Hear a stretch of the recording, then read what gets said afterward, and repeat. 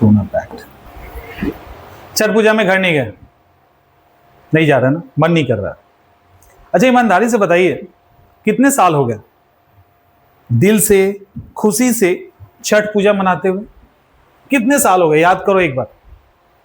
मुझे लगता है कि अगर आपकी उम्र अभी 35 के आसपास है या 32 है या 30 है, तो मुझे लगता है 25-26 साल तक आपने बहुत प्यार से छठ पूजा मनाया होगा।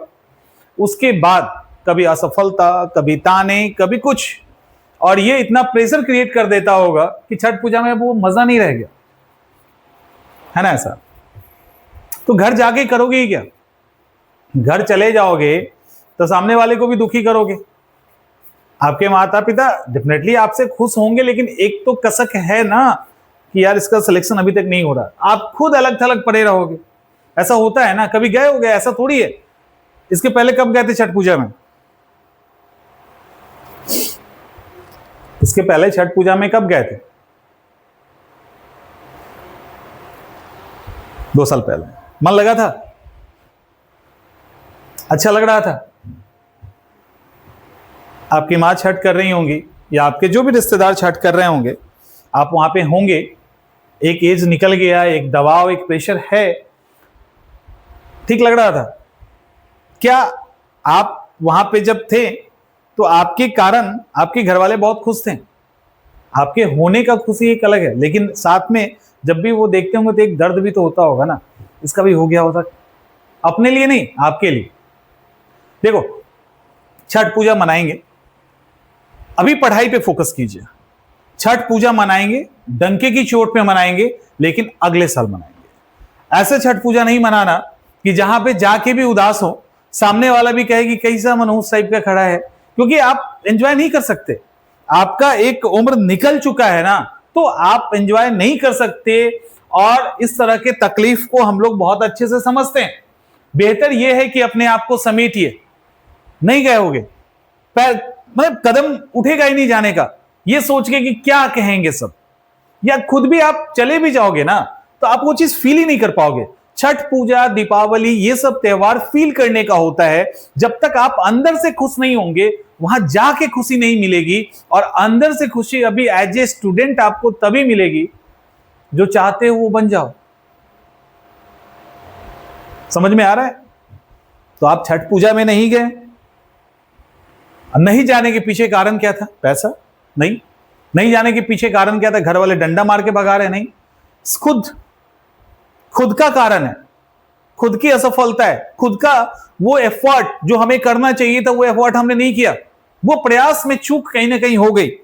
और एक बात और बताएं आपको, यदि आप डंके की चोट पे आपके अंदर जितना सामर्थ्य है, जितना क्षमता है, वो सारा लगा के अगर तैयारी करोगे ना, तो असफल भी हो जाओगे तो आपको उस पे आपको तनिक भी असर नहीं होगा, एकदम नहीं होगा। आप सीना ठोक के कहोगे सबको कि हमने तैयारी की थी, हमारा नहीं हुआ। हमारा जो जितनी ताकत थी, जितना हम कर सकते थे, वो सब हमने कर दिया, नहीं हुआ तब हम क्या करें? एक संतोष आपके चेहरे पे होगा। लेकिन सही में तनाव कब होता है? जब लगता है कि यार थोड़ा सा कर लिया होता, वो गलती हो गई, और 2 घंटे पढ़ लिए होते हैं। उस समय अभी जो स्थिति है इसको समझ के उस गंभीरता के साथ पढ़ा होता, ये लापरवाही हो गई, वो लापरवाही होगी। ये जो चीज है ना, यही सुकून नहीं देता है। आपका 5 बार, 7 बार, 10 बार फेल करना तब आपको उतना परेशान नहीं करेगा यदि आपने उस बार पूरा एफर्ट किया होता। और ये एक चीज ध्यान रखिएगा, ये जरूरी नहीं है कि आपका जो एफर्ट है वो रिजल्ट में कन्वर्ट ही हो जाए। हो सकता है आपने पूरा जान लगा दिया, नहीं हुआ रिजल्ट, वो चलेगा। ध्यान से समझिएगा इसको। क्यों चलेगा? क्योंकि आपके पेरेंट्स भी सेटिस्फाइड होंगे कि नहीं, इसने अपनी सारी कोशिश कर दी। अब थोड़ा सा नमक तो चाहिए ना, लक वाला, थोड़ा सा चाहिए लक वाला नमक, नहीं था, तो उनको भी संतोष होगा और आपको भी संतोष होगा। लेकिन यहां पे आप रिलैक्स रहोगे थोड़ा सा, ठीक है, नहीं हुआ, हमने तो किया ना, नहीं हुआ।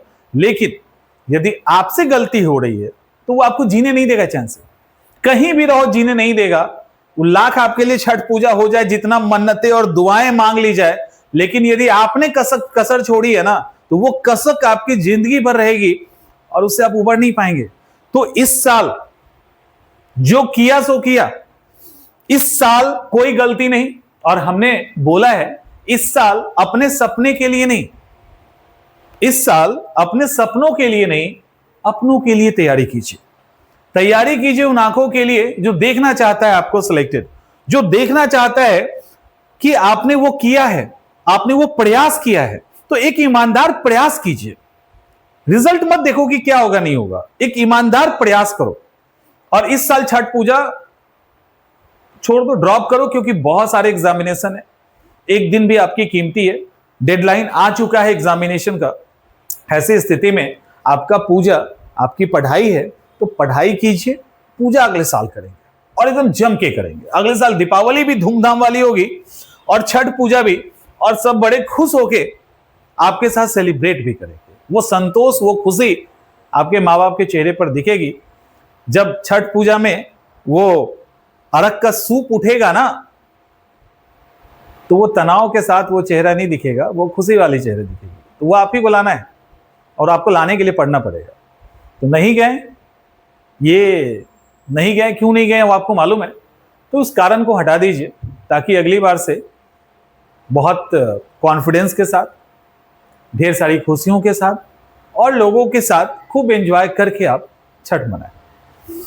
ठीक है, चलिए आगे चलते हैं। इस बार तो पढ़ना ही है, आपको भी पढ़ना और हमें भी पढ़ाना है। सोचो, आपको भी पढ़ना है और हमें भी पढ़ाना है, हमें भी यहीं रह के पढ़ाना है आपको।